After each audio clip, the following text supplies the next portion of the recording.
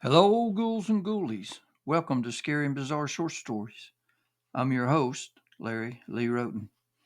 This is a scary tale sent to me by a lady by the name of Angie. I believe it to be true. See what you think. The story is called The Fiery Eyed Monster. The moon hid behind the thick, billowing clouds as darkness consumed the forest. Now and then the moonbeams would peek through, only to be blocked once more by the impenetrable vapors. As the darkness dispersed the light, shadows grew, and the last fragments of the day slowly died. A light mist rose from the lake and crept through the forest as the night air became cooler. The fog resembled some unknown pestilence creeping toward its prey. The mist had no purpose, but as it grew, it slowly concealed everything. What lurked in the fog and the darkness was unforeseen, but something was there, watching, waiting.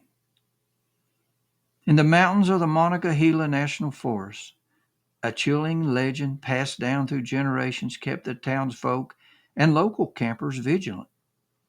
Tales spoke of a fearsome creature known as the fiery eyed monster, whose presence was marked by the ominous glow of its eyes piercing through the impenetrable darkness. The story of the fiery eyed monster began centuries ago, whispered among the villagers as they huddled around their hearths on cold winter's nights. The creature was said to be a guardian of the ancient forest long before civilization infringed on its territory. According to legend, the monster was once a kind spirit, but now, over time, the encroachments of humans and the disruption of the natural order twisted it into a being of vengeance and fury. Old wives' tales are supposed to be true, but they are often phony or just simple superstitions. At times, they are said to be a type of urban legend. However, these tales have circulated for centuries, passed down from generation to generation, usually by older women. Hence the phrase, old wives' tales. Although old wives' tales may be considered superstition or even folklore, some are believed not to be. Some stories are handed down to serve as a warning and to protect us from harm, ensuring we don't make the same mistakes others have made, blunders that cost them their lives. This story may be one of those tales. This tale is an old wives' tale, but it has merit, or so some say. Many have seen the eyes of the fiery eyed monster and succumbed to death by this mysterious beast. The only remains of the monster's victims were traces of blood and personal belongings. Others escaped with only their lives in tow. Why did this creature let them live? No one knows. They were the lucky ones. However, they said they would never return to the woods. The story you're about to hear was sent to me by a lady by the name of Angie. This is her encounter with a fiery eyed monster. My name is Angie, and this story started when my three kids were in their early teens. Jacob was 13, Ann was 15, and Randy was 18. My husband and I were in the middle of a terrible divorce, and I needed some downtime, some time away.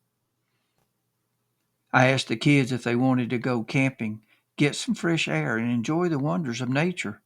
We could build a fire and roast marshmallows, and of course, Ann wanted to make s'mores. We all agreed, and on a Friday evening after school, off we went, heading toward a remote camping ground deep in the mountains of the Monongahela National Forest. Excitement buzzed in the air as we packed our gear into the car, sleeping bags, a tent, and enough snacks to last forever, although we only planned to stay for the weekend. Upon arrival, the campsites were far apart, and most were along the edge of a large lake. I remember parking our SUV at the site, We were anxious to erect the tent and start gathering firewood, and we collected tons of it. The weather was hot, as it was early September, and that year the August hot and dry days rolled right into the next month. We set up the tent and collected a lot of firewood. As darkness approached, something else followed. We lit our lanterns and started the fire. I made hot dogs on a small grill and heated the chili. I'd purchased some store-bought potato salad, baked beans, and chips. We had a rather large cooler, so dinner was a junk food smorgasbord with desserts. After all, we were camping. After dinner, we all sat around the campfire. We played a few games of charades, and finally, Anne said, "Let's tell scary stories." We were all in. Isn't that what you do when camping and sitting around a campfire at night? After a few not so scary stories, Randy wanted to share a story he heard that day. He told his friends we were going camping, and one of his friends pulled him aside and told him to be careful of the fiery eyed monster. Randy laughed and pushed the warning aside, but listened to his friend's story. Here's what Randy told us. It was on a dark and foggy night, just like this. A family of four sat around the campfire telling scary stories. Randy paused and said, "Hey, that's just like us." It was Abby and her three children, Ben, who was 13, Mary, who was 15, and Scott, who was 18. Once more, Randy paused. "Hey," he said, "that's our ages." No one said a word but glanced at Randy, wondering where this story was going. Now, to say the least, we were beginning to get a little nervous. Randy continued. As the family sat around the campfire, a mist rose from the lake and crept toward the camp. It surrounded the family's campsite, and the trees slowly disappeared into the dense fog. Now, the larger trees seemed like soldiers standing guard around the campsite, trying relentlessly to keep something at bay, or maybe protecting something within. The fire roared, trying to keep the mist at bay. Randy continued his story. "Rumor has it," he said, "that deep within these mountains lives a beast, and when the time is right, it will emerge from its lair and stalk hikers, campers, and hunters. No one knows what this monster looks like because it only attacks at night, usually when there's no moon, especially around warm bodies of water. When the mist appears, beware of the fiery-eyed monster." Randy paused and looked around the campsite. "You know, Mom," he said softly, "there's a mist tonight." Everyone glanced around. The fog was getting thicker. Randy continued his story. The story has it, as the family sat around the campfire, Mary saw two fiery eyes staring at them through the mist. She had screamed and told her mother what she had seen. Everyone laughed, thinking she was joking. However, she was not. Later that night, after everyone had gone to bed, there was a loud noise outside their tent. It sounded as if someone was on top of their SUV. Abby and her two sons left the tent to investigate the commotion. The fire was dying, so each had a flashlight. Two other campers came running up the road with their flashlights shining into the mist. "Did you all see anything or anyone?" they asked. "We heard a terrible noise," Abby replied. "Something ripped our camp apart," said one of the men. "We came to warn you." A loud screech echoed out of the darkness, and then Abby's daughter Mary screamed. Mary had been frightened by the noise and hadn't come out of the tent. "Mary!" screamed Abby. "Randy," Angie said, stopping her son's story, "this story isn't too scary, is it?" Randy ignored his mother and continued. The two men, Abby and her two sons, rushed toward the tent. Upon entering, they discovered the back of the tent had been ripped open, and Mary was gone. They hurried outside. One of the men saw a shadowy figure disappearing into the darkness. He shined his flashlight and rushed toward the intruder. He vanished into the mist. No more screams were heard as the fog engulfed the night. The man and Mary were gone. As they searched for their missing companions, Abby tried to call for help. Her cell phone was useless as there was no signal. They searched the area and called for their loved ones, but the darkness held them at bay. It was futile. Looking for any signs of the missing people was slim at best. Any evidence was hard to detect in the darkness and the thick fog. Randy continued his story.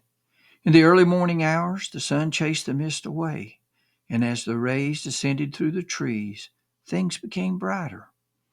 Abby, the man, and her two sons continued looking for Mary and the missing camper. "Over here!" shouted the man. "I found my brother." The man dropped to his knees. He sobbed as he stared at his brother's body. Lying crumpled behind a tree was the remains of his brother. Something had attacked him most viciously, leaving him to die alone in the darkness. His brother's throat and chest had deep lacerations resembling nothing less than claw marks. Mary was never found. Searchers hunted for days, but to no avail. She had disappeared into the night without a trace.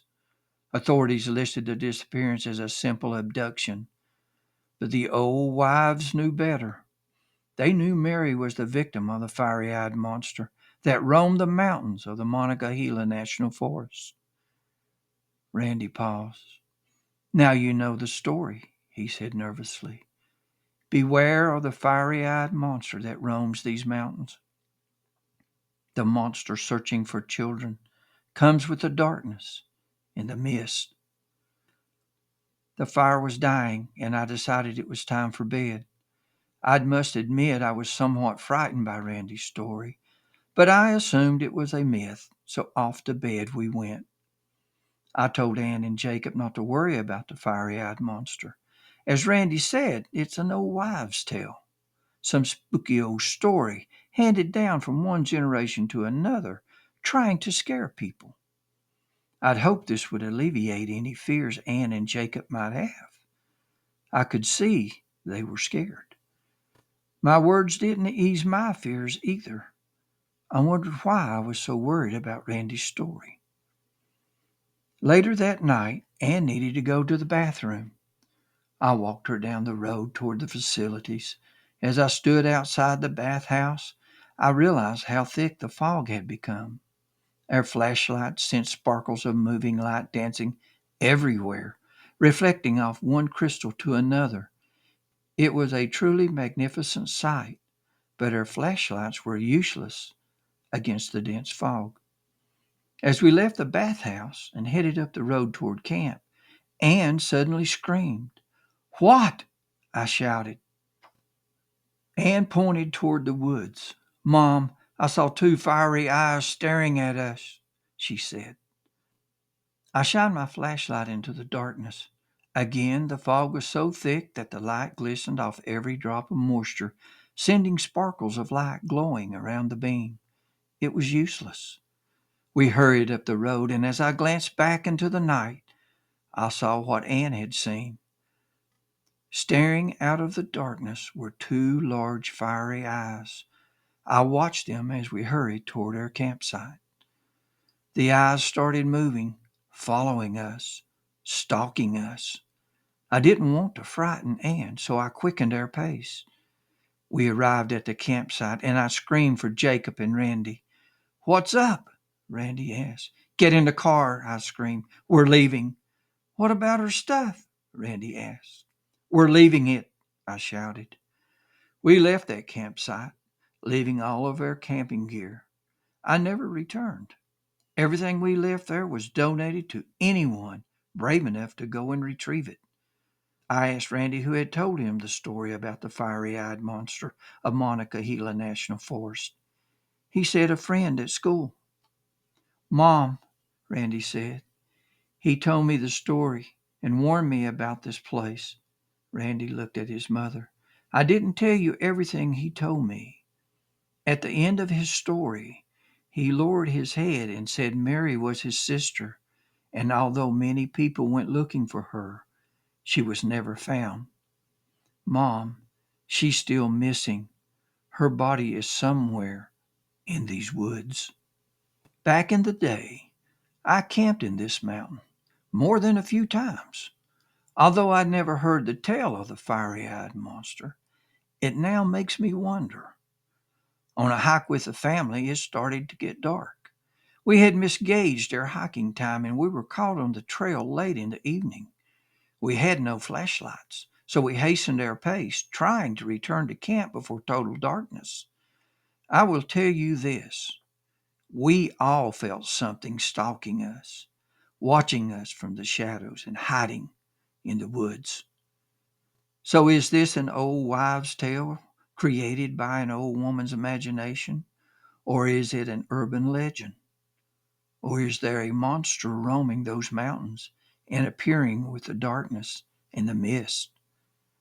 However, a dose of warning is better than a shot of courage. If you go camping in the Monongahela National Forest, beware of the fiery-eyed monster. When darkness falls and the mist appears, terrible things may follow. I hope you enjoyed this story. As I said, I've camped in this forest, and I will admit there is something that roams those mountains, something I'm glad I never seen. But honestly, I have felt its presence stalking, staring, and hiding in the shadows. Thank you for visiting Scary and Bizarre Short Stories. If you would, please subscribe and give this story a thumbs up. I would appreciate it. As always, thank you for visiting my channel.